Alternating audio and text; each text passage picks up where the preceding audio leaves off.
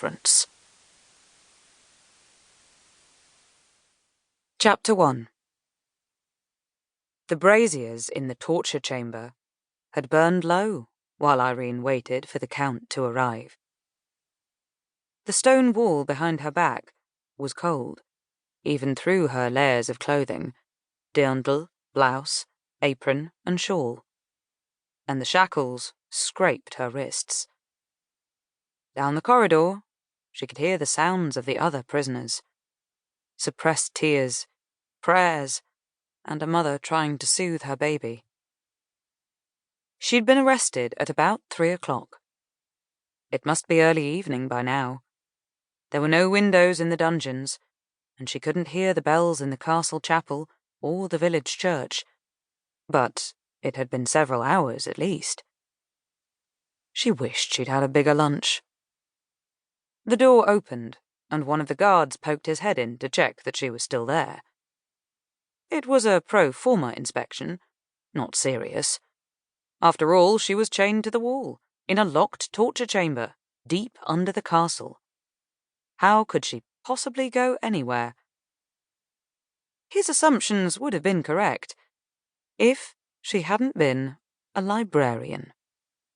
But for the moment, they thought she was a normal human, even if they did believe she was a witch, and she had to play the part.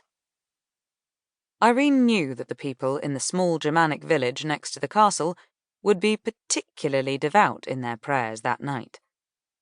For another witch, namely her, had been arrested by the Count's guard and hauled off to be put to the question. Otto, the Count of Zülichen, or rather Graf von Zülichen, was superstitious, paranoid, and vindictive. He was constantly on the watch for witches and plotters against his rule. The villagers would be afraid that she'd name them in her inevitable confession. The sound of weeping was hushed as the thump of marching boots echoed down the corridor. Irene swallowed, her throat abruptly dry. This was where she found out whether her plan had been quite as clever as it seemed earlier. The dungeon door was flung open brutally, crashing into the wall. Haloed in the torchlight beyond, the Graf loomed there, his arms folded. His heavy black velvet doublet suggested wider shoulders than was actually the case, but the two soldiers at attention behind him were muscular enough for any manhandling that might be necessary. He considered Irene, stroking his chin thoughtfully. "So," he finally said, "the newest witch who dares sneak into my domain and plot against me. Have you not learned, wench, that all those who came before you failed?" "Oh, forgive me, most noble Graf," Irene begged humbly.